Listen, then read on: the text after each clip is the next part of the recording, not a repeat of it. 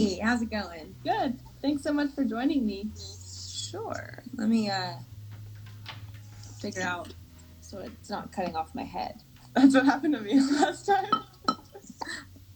How's that? There we go. I think if I That's move perfect. back, it's better. Perfect. Perfect. Okay, so I guess I'll just start by introducing you. Um, this is Fallon. She has the account The Sprouting Kitchen, and she's a registered dietitian.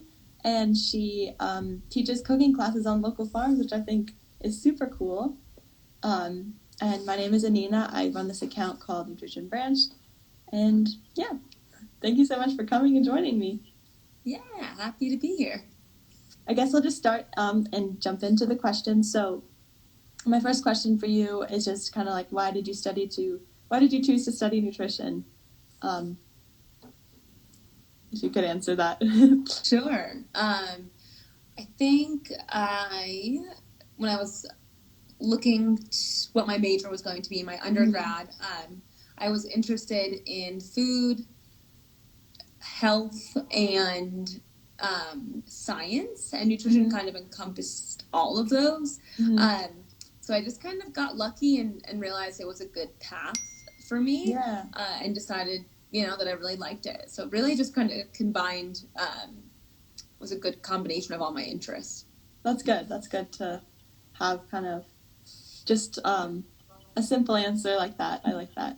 And then I'd love to hear kind of about your story starting Sprouting Kitchen, and kind of how that started.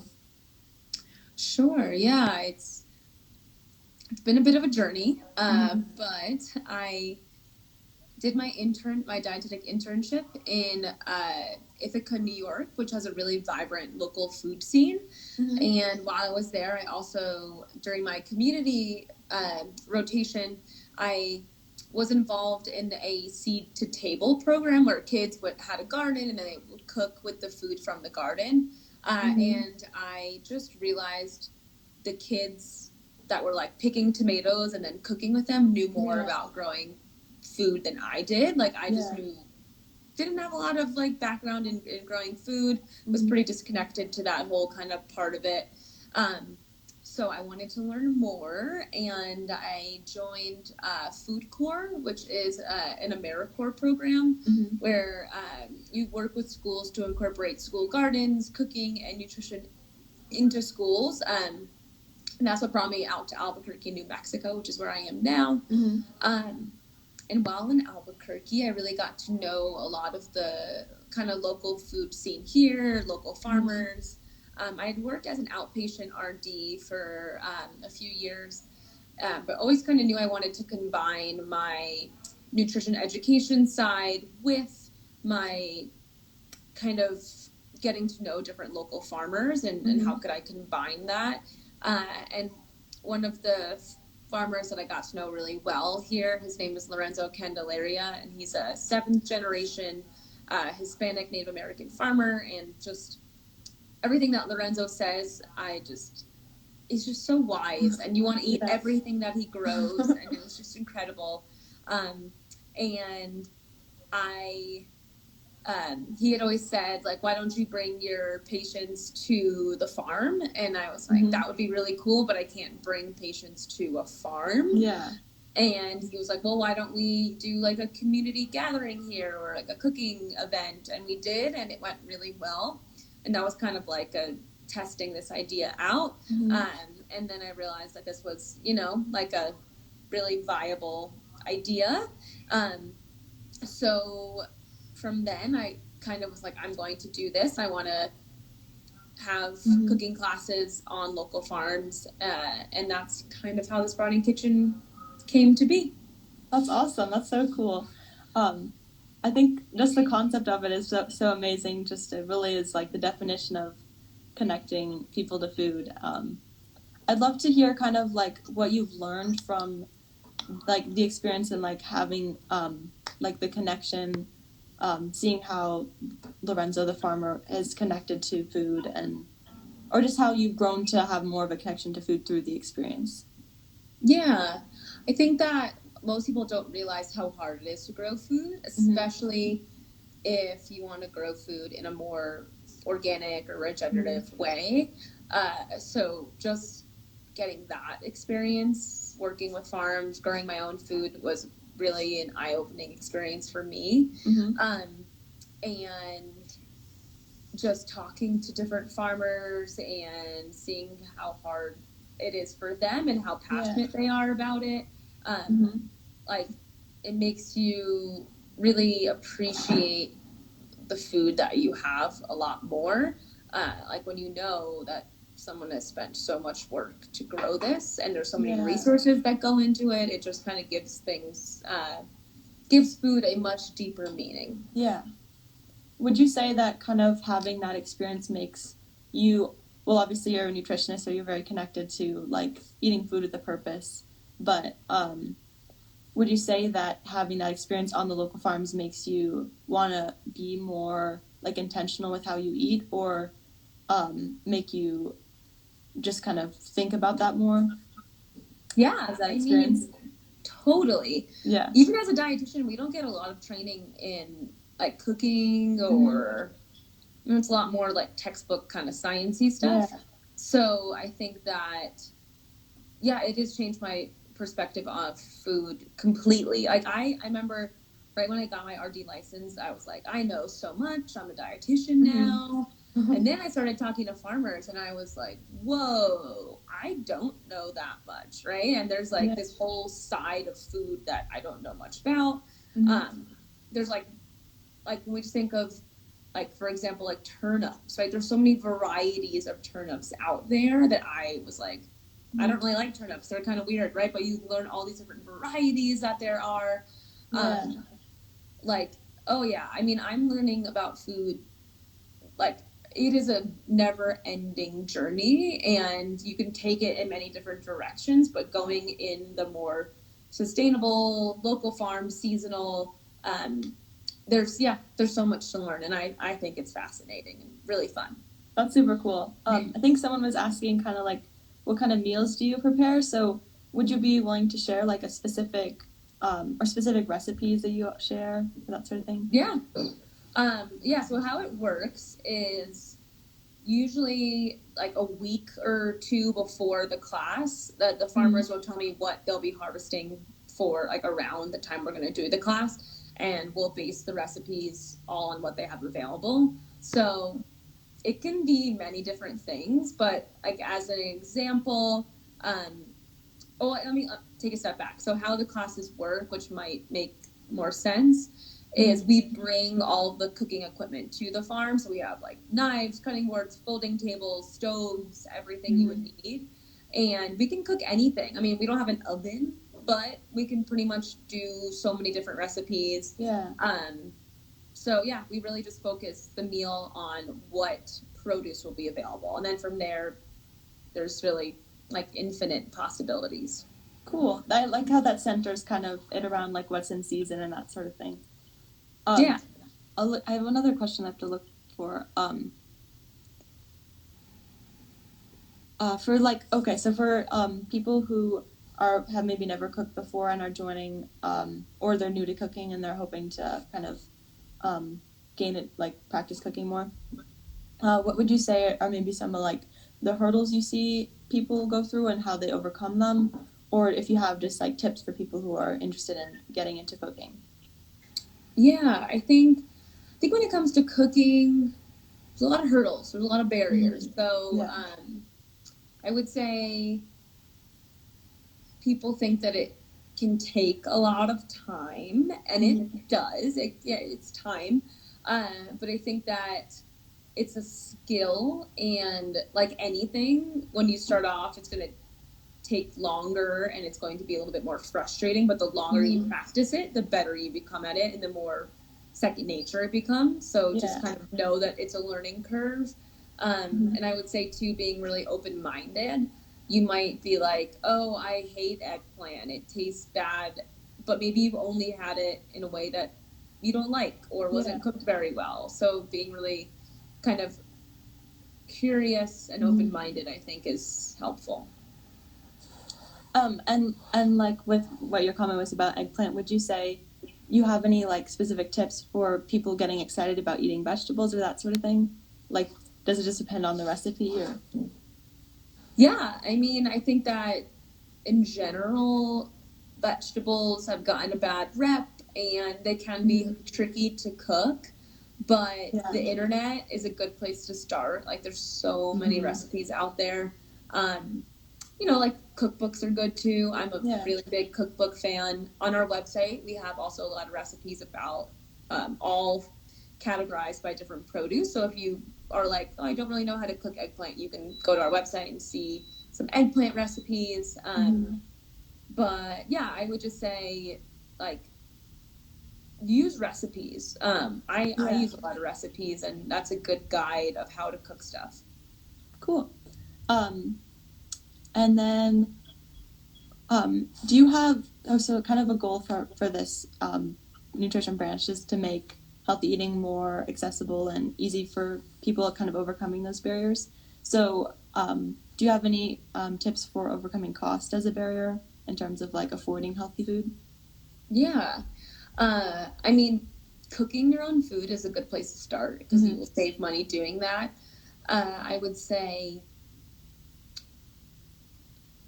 a big thing for me that's helpful that makes cooking more enjoyable but also cheaper in the long run is to cook Yeah. in bulk. Mm-hmm. Like you don't have to cook every meal at Yeah. like at the time. So like if I'm making a dish, I'll make extra. If I'm roasting stuff, I'll throw some extra things on there. Just like being okay with leftovers. I feel like some people Yeah. are, I don't like leftovers, but you can make leftovers like taste good too by adding a little, squeeze a lemon or some extra herbs on there. Um, yeah, I would say those are kind of my two thoughts on that. That's good advice because I've heard people say, it's a good idea to buy like an ingredient in bulk, like buy flour in bulk or grain, but I haven't ever heard like cooking in bulk. I like that. Yeah, I once someone taught me it's you can say like cook once, eat twice, I or like that. more than twice, but that kind of thought about it. Yeah, and everyone loves leftovers. Yeah. And then so kind of along the lines of kind of getting started cooking and that sort of thing, would you have like certain ingredients that you would say people should kind of add to their grocery list when they're first kind of starting to cook, or certain Yeah. like produce or that sort of thing? Sorry. Yeah. I think for me, something I like always like to have on hand are like leafy greens. So that can mean like any green that you would cook. So not necessarily like lettuce, but anything like spinach, kale, collard greens, Swiss chard, even like the tops of radishes or turnips. Because those are like so healthy, so nutritious, but also really easy to cook. And you can like add them to anything. You can add them to pasta, to soups, like if I'm making scrambled eggs, I'll throw some eggs or some greens in there. That's probably like my number one thing is just always having greens on hand because they're really versatile and pretty tasty. You can make them pretty good. I like that. Do you have like a favorite thing, one thing to cook, or not really? I know. I always like that question is really hard for me because no, I don't have one thing. I like everything. Um, I was when I was thinking about this question, I can tell you what I'm making for dinner tonight. Oh yeah, sure. I do really like. I think what I'm making is like a really easy meal that I like to make. Yeah, that'd be great. If you could Yeah, share, so I just got some local sausage that it's like friends of mine that make really good sausage here. They raise the pigs and it's just like really high quality meat. So I like to brown some, it's like sausage, like loose sausage, not in the casing. So brown that to get it a little bit crispy. Then I'll like add in some other veggies like right with the meat after it cooks a bit. So tonight I'm gonna add some greens. I got arugula and I think some watercress, which is a fun green. And then I have some mushrooms too. I think I'll add those in. And then I'll make some pasta, cook the pasta separately, and then throw it in the pan with the sausage and the veggies. And you have like a really delicious, easy, balanced meal. So I think the key is like getting good sausage because this one has like red chili and garlic in it, and it just is really already kind of flavored. So that adds Yeah. some nice flavor in there, and then whatever veggies you have and like some grain. That sounds really good. So you put all of the vegetables and the sausage in just one pan and cook it all? Okay. Yeah. That Yeah. sounds good.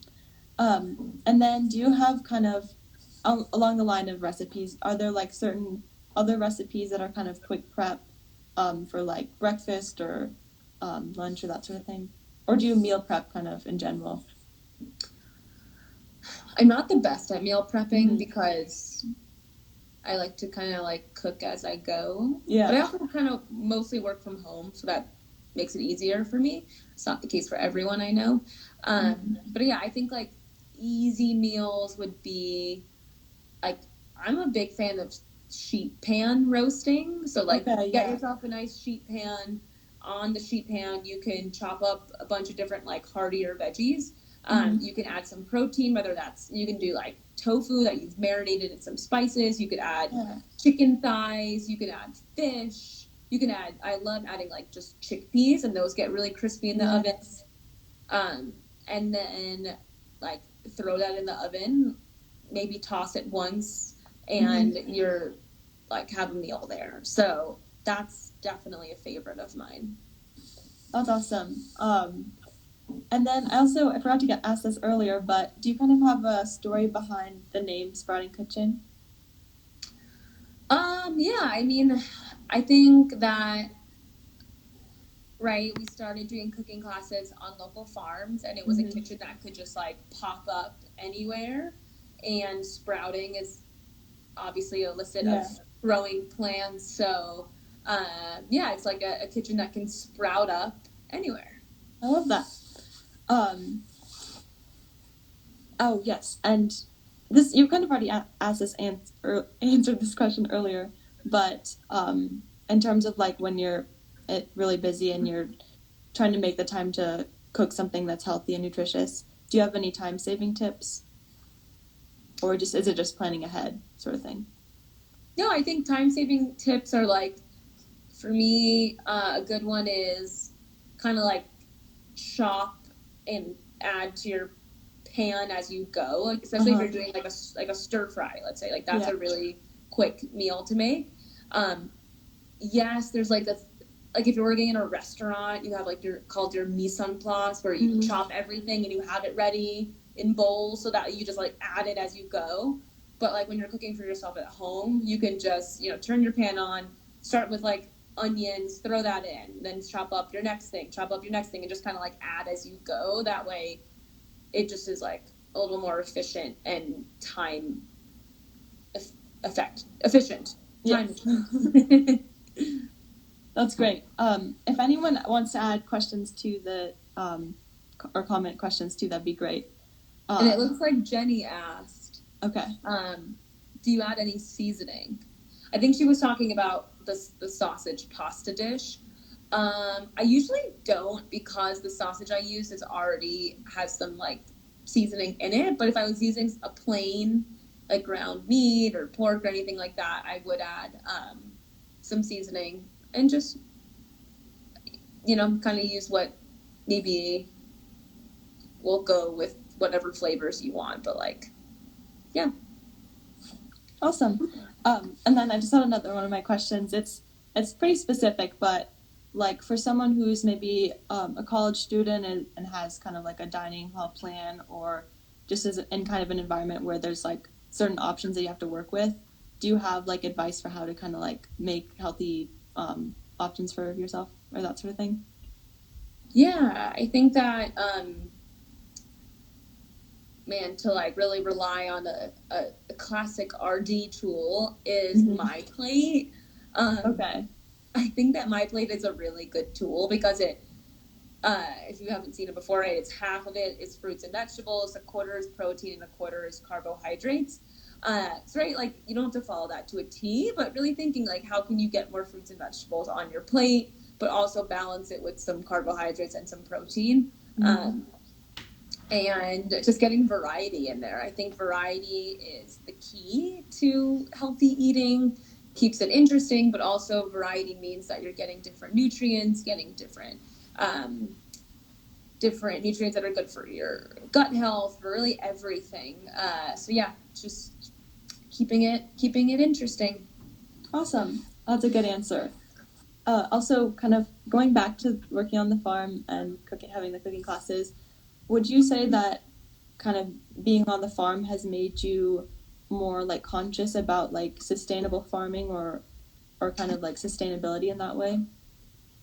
Yeah, I mean, 100%. I think that's kind of how I got into it, and where I learn a lot from local farmers about their kind of philosophy and how they do things. Yeah, I think that's like a really great way to learn about sustainability is people who are actually on the ground, getting their hands dirty, kind of like doing the hard work. So, Would you definitely. have like a specific like obviously it's kind of hard to answer specifically, but like a reason why like local food and sustainability matters to you, or is it just kind of having that experience and having those experiences? No, I think that it matters to me because it's really uh, cool to know when you buy food that like your friends or your community has grown it and it's going right into their pocket rather than like, Yeah. I don't know, some farm miles and miles away. Right. I think that's a big part of it. I think that just knowing the environmental kind of impact of buying local means that your food also hasn't been flown a far distance. Right. So that's really important.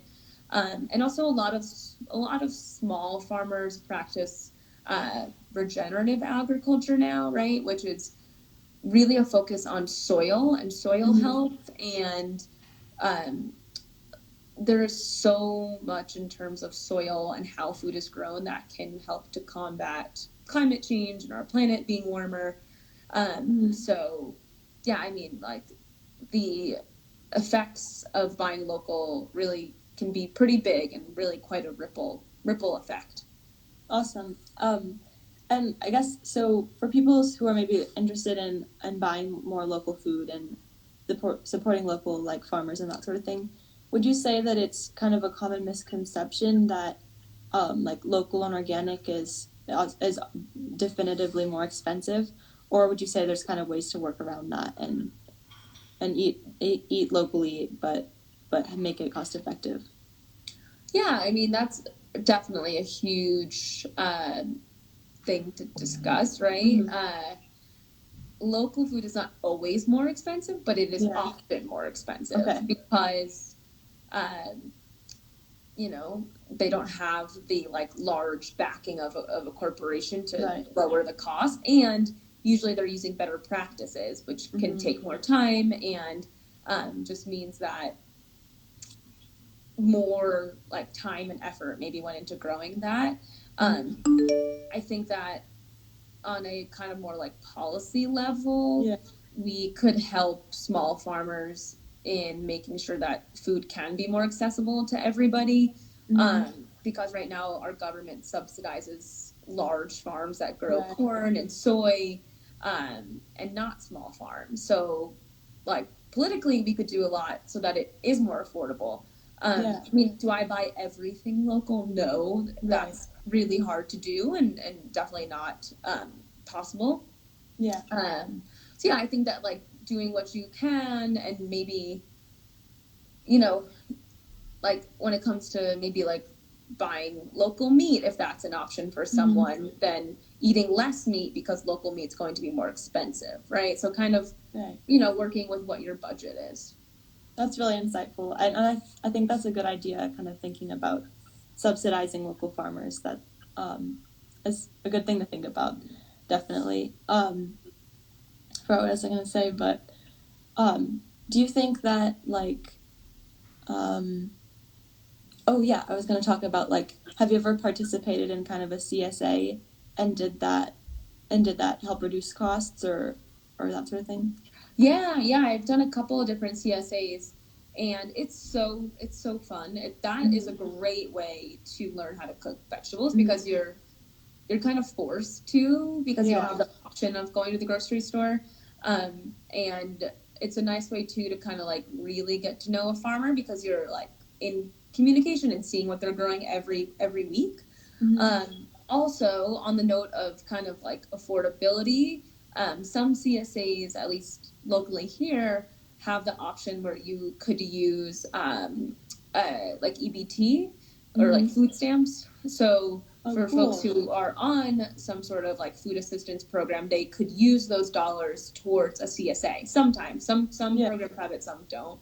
But a lot of farmers markets also you can use like EBT SNAP dollars there. So that's also like a way to make local food a lot more affordable. That's awesome. Those were the last of my questions, but if you have any other things you want to add or that sort of thing, or if not, no pressure.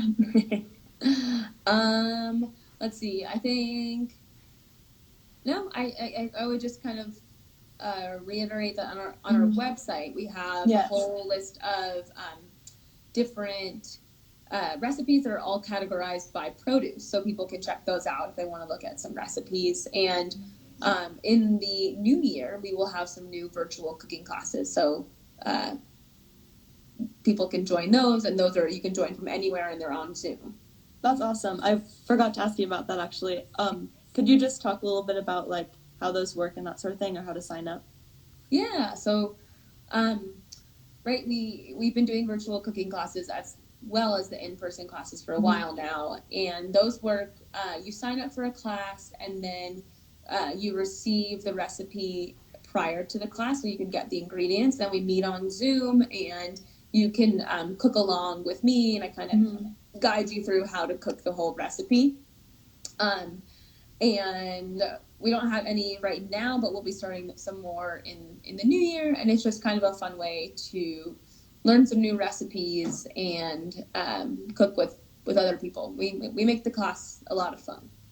Awesome. That sounds like fun. I'll make sure to share your website and those sources on this account. And thank you so much for joining. Awesome. Well, thank you for having me. It's been a lot of fun. Yeah, I'm glad.